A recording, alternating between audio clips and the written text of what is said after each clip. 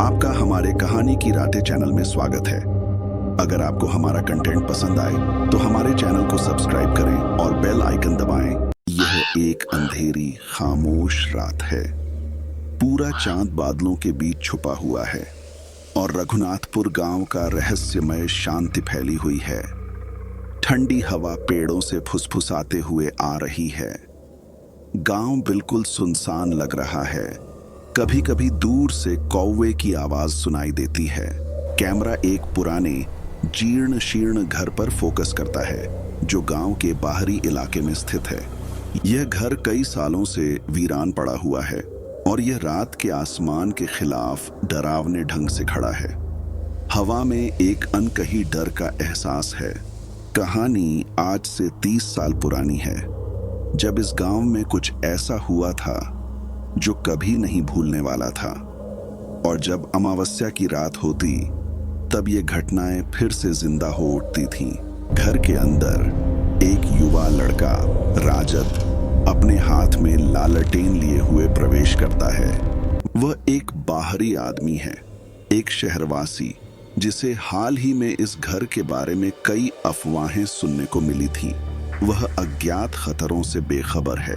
राजत अपने आप से फुसफुसाते हुए, यह सब बस कहानियां होंगी, कुछ नहीं होगा। मुझे सिर्फ इस हॉरर स्टोरी का सच पता करना है। राजत घर के अंदर जाता है और जैसे ही वह कदम रखता है, फर्श उसकी वजन से चरचरा उठता है। दीवारों पर काले रंग की अजीब सी फफूंदी जमी हुई है और हवा में धूल और सड़न की बदबू फैली हुई है। अचानक उसे एक दूर से आती हुई आवाज सुनाई देती है। कदमों की आवाज, धीमे घसीटते कदम जो खामोशी में गूंज रहे हैं। राजत रुक जाता है, उसका दिल धड़कने लगता है। वह लालटेन की रोशनी सीढ़ियों की ओर मोड़ता है। वहां कोई नहीं है, लेकिन कदमों की आवाज लगातार आ रही है। कदम घसीट, कदम घसीट। राजत घबराते हुए, क्या यह सिर्फ मेरा दिमाग है या सच में कुछ हो रहा है? वह सिर झटकता है और घर के अंदर और गहरे जाता है। अब कदमों की आवाज और भी तेज और साफ सुनाई दे रही है।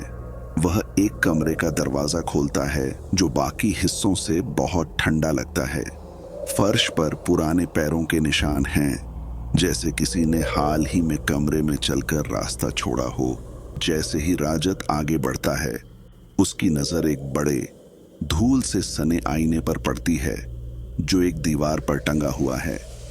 आईने में जो छाया दिखाई देती है वह राजत की नहीं, बल्कि एक काले साए की है जो उसके ठीक पीछे खड़ा है।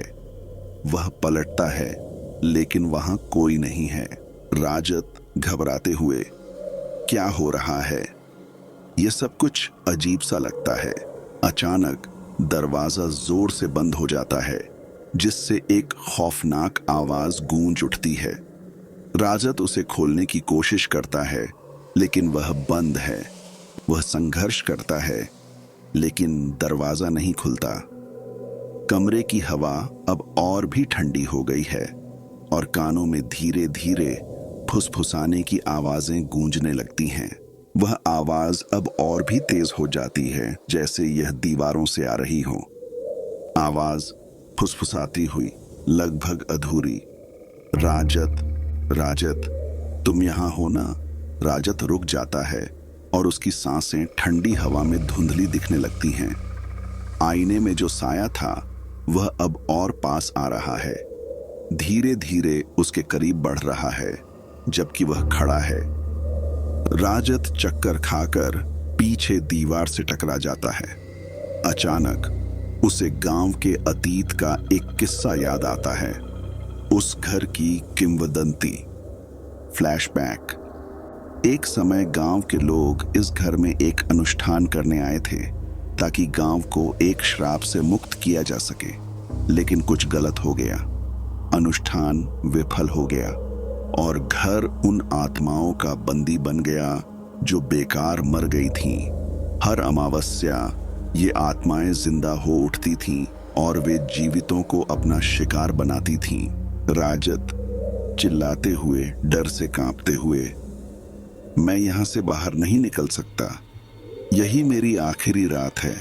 आईना एक जोरदार आवाज के साथ टूट जाता है और साया कांच से कूदकर बाहर आता है। राजत के ऊपर लपकता है। उसका चेहरा बिल्कुल खाली है, बस अंधेरा है और दो लाल चमकती आंखें हैं। हवा अब सड़ांत से भर गई है और साया राजत के पास पहुंचने वाला है। वह चिल्लाता है लेकिन कोई आवाज नहीं निकलती। साया उसकी गर्दन को जकड़कर उसे हवा में उठा लेता है। दूर से गांव के चर्च की घड़ी 12 बजाती है। वह खौफनाक घंटा। अब उस घर में बंदी पड़ी आत्माएं जीवित होकर अपना अगला शिकार तलाशने निकली हैं। राजत आखिरी उम्मीद में खिड़की तोड़ने की कोशिश करता है।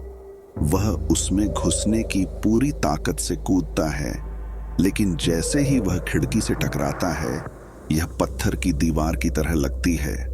साया उसे अपनी गिरफ्त में पकड़ता है और उसकी आंखों में सिर्फ अंधेरा फैल जाता है। राजत की आंखें बंद हो जाती हैं और आखिरी चीज जो वह देखता है वह आईना है, टूटे हुए कांच में उसकी ही डरावनी परछाई। इसका आगे का पार्ट 2 के लिए कमेंट करें और चैनल को सब्सक्राइब करें। धन्यवाद।